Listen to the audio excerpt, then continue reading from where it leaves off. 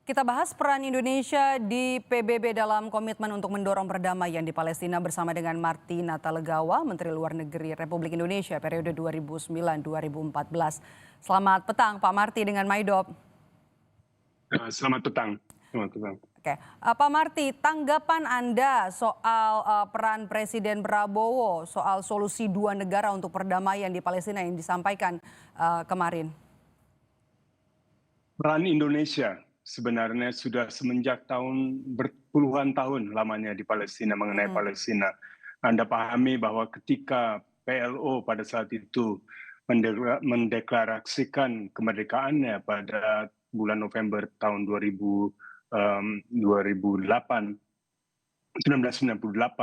Indonesia pada hari yang sama sudah mengakui dan menjalin hubungan diplomatik dengan negara Palestina. Jadi ini bukan sesuatu sikap dukungan Indonesia terhadap Palestina bukan sesuatu yang baru diungkapkan. Tentunya juga bagian dari itu adalah sikap yang konsisten selama ini yang mendukung konsep two-state solution. Pada pertemuan di Majelis Umum PBB ini tentunya Bapak Presiden menegaskan kembali sikap Indonesia tersebut sebagai bagian dari masyarakat internasional. Demikian.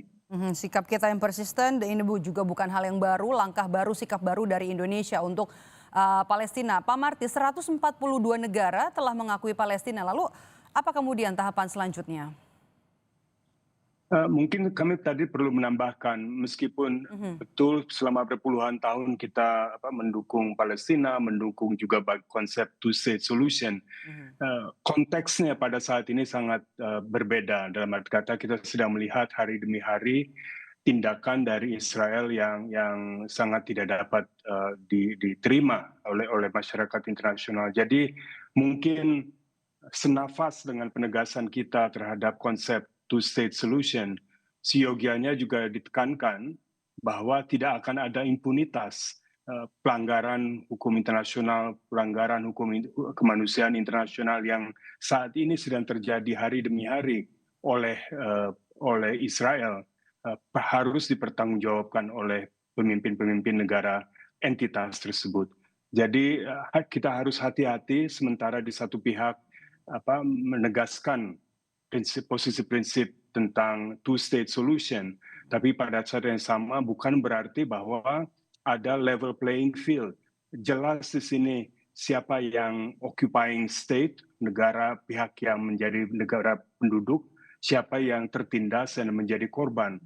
Jadi saya kira ada baiknya juga apabila Indonesia bukan saja menekankan konsep two-state solution, tetapi juga menggarisbawahi apa yang sedang kita saksikan pada saat ini sesuatu yang patut dikecam sekeras-kerasnya dan para pemimpin Israel yang bertanggung jawab harus mempertanggungjawabkan tindakannya. Saya kira itu penting dalam suasana saat ini.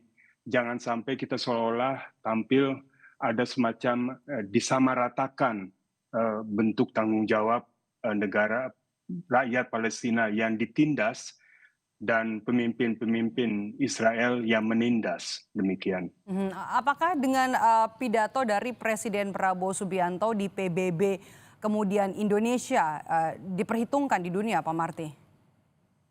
Indonesia selama ini bahwasannya beliau ada di New York saja sudah merupakan suatu kemajuan.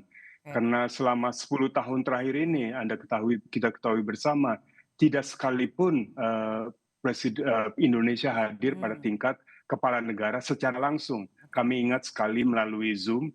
Jadi bahwasannya beliau sudah present, hadir di PBB merupakan satu kemajuan yang positif dan baik sekali. Tentunya tapi being present berada di sana adalah satu masalah, satu capaian, tapi harus menyuarakan pandangan-pandangan yang nyata, yang konkret, bagaimana kita bisa memajukan cita-cita yang kita harapkan berkaitan dengan Palestina ini.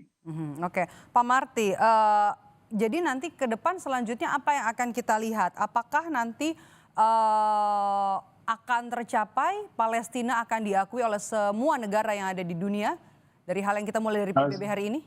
Ya, kita melihat memang dalam beberapa waktu terakhir ini ada momentum baru ke arah pengakuan negara Palestina, khususnya oleh negara-negara yang selama ini menganggap dirinya sebagai sekutu Israel. Ada Australia, ada Inggris dan lain-lain. Jadi momentum baru sedang terbentuk, perlu dipelihara dan dipertahankan. Namun sekali lagi ini adalah meskipun itu patut disambut dengan baik, namun kita sedang menyaksikan adanya sikap satu entitas Israel yang betul-betul melawan masyarakat internasional. Karena Israel saat ini sudah terkucilkan, sikapnya tidak bisa dipertanggungjawab, mereka harus mempertanggungjawabkan sikapnya. Pemimpin-pemimpin Israel, saya menggunakan istilah itu, harus mempertanggungjawabkan sikapnya dan kedepannya diplomasi harus dikedepankan karena ini pertemuan 1 minggu ke depan adalah hanya awal dari yang dinamakan sesi Majelis Umum PBB yang tahunan sifatnya dan mudah-mudahan diplomasi Indonesia bisa bekerja dengan efektif dan efisien untuk menindaklanjuti harapan-harapan kita semua, insya Allah. Ya. Oke, Anda melihat apa yang disampaikan oleh Presiden Prabowo Subianto garis-garis besarnya ya Pak Marty dalam two-state solution dan juga yang disampaikan nanti dalam sidang umum PBB ini bakalan sama atau secara garis besar ada perbedaan begitu? Saya kira kalau yang dalam sesi yang kemarin kan sifatnya khusus terfokus pada masalah Palestina, sedangkan general debate yang akan pidato yang akan disampaikan nanti malam waktu Indonesia sifatnya lebih umum mengenai semua masalah internasional. Dan harapan kami tentunya, harapan kita semua mungkin adalah Indonesia kembali tampil di forum internasional bukan saja menyampaikan pidato yang baik, tapi tidak kalah penting menindaklanjuti peranan-peranan Indonesia yang selama ini sangat-sangat aktif di forum multilateral. Karena kalau Anda kita melihat hampir semua perkembangan penting dari peranan PBB selalu ada footprint atau peranan dari Indonesia di dalamnya. Dan saya kira Bapak Presiden Prabowo ada kesempatan untuk mengembalikan peranan Indonesia yang seperti itu. Baik, terima kasih atas perbincangannya. Marty Natalegawa, mantan Menteri Luar Negeri 2000 atau Menteri Luar Negeri periode 2009-2014. Sehat selalu, Pak Marty.